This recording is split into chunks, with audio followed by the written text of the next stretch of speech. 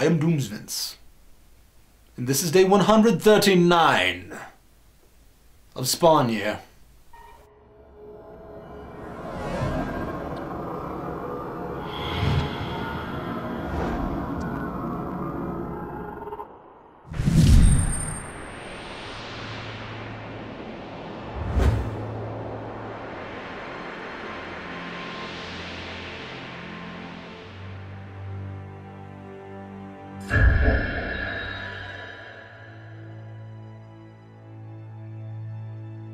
Literal and figurative masks naturally play a pivotal role in a lot of superhero and vigilante fiction.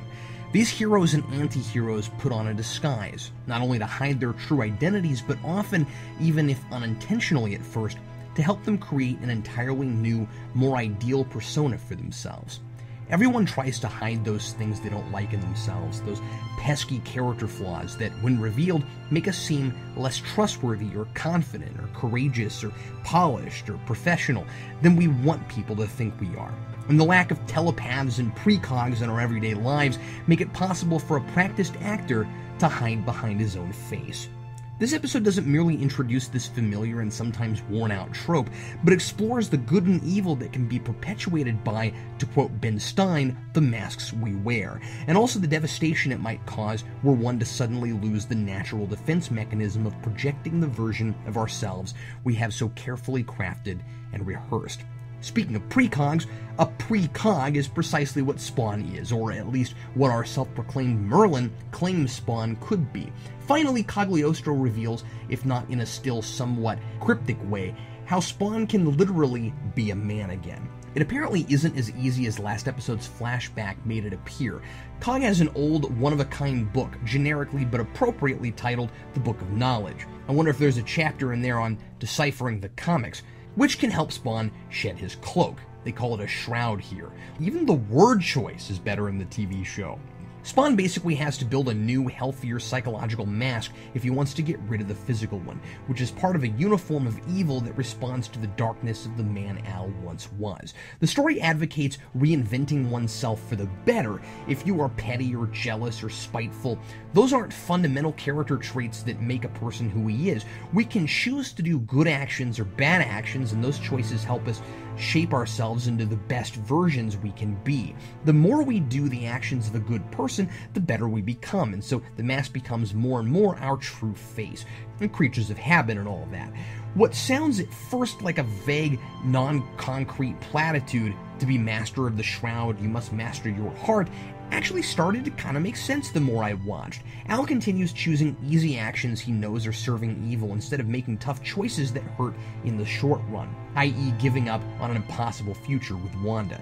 I continue to dislike Spawn in a way I didn't in the first season, but here I find his refusal to do the right thing pitiable and interesting in a way I didn't in the comics, mostly because it's a thoughtful study of identity.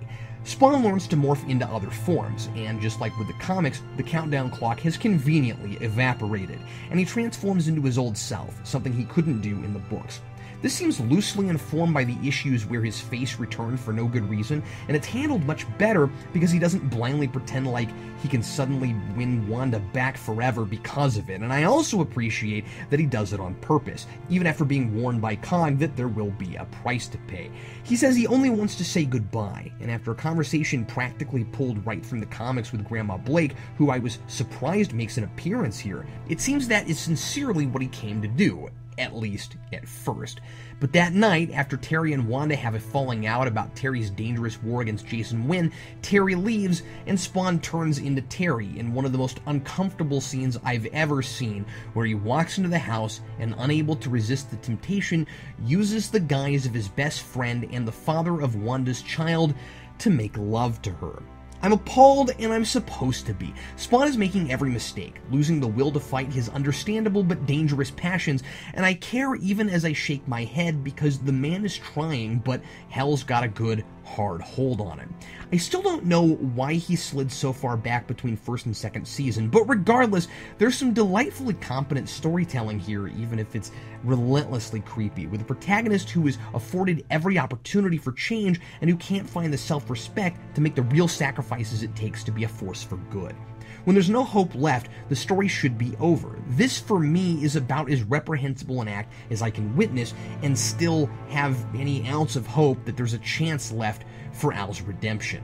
With Al's wearing of another man's face and Jason Wynn's pretending constantly to be a benevolent servant of the people, we see the dark side of man's tendency to wear masks. Pretending to be a good person in order to reap personal benefits of evil, duplicitous acts is not the same thing as doing the right thing even when it doesn't come naturally to you in an attempt to positively reinvent yourself, as Cog suggests Spawn must do, and both men pay for these choices. Wynn flees his office from agents with guns at the end after Terry and the vice president of the NSC dig up enough on him to finally get him for treason, and Spawn's skin starts to rot, so he has to leave Wanda's bed. It seems like he's getting off the hook easy, but his reputation for killing is catching up to him, as Sam believes Spawn is responsible for Twitch's shooting.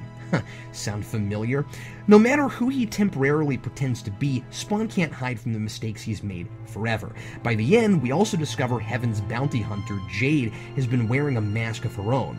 She's actually Lisa, and finding Spawn is why she's really been doing all this sleuthing, not to get Jason Wynn. So yeah, definitely plenty of consequences for Al's decision to, as Cog has said no less than 35 times between two media, played into Hell's hands. I'm glad the reason has finally been revealed as to why we needed another investigator in the series besides Sam and Twitch, and this explains why Elisa was practicing some ancient mysterious ritual in the nude last episode. Except the nude part. Gratuitous sex and violence, we covered this before, yes?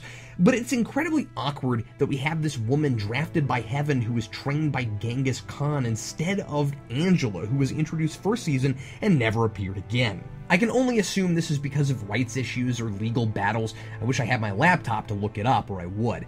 I guess that idea of heaven and hell both being morally ambiguous is present here too. Weird that Genghis Khan happens to be Wynn's personal hero in the comics.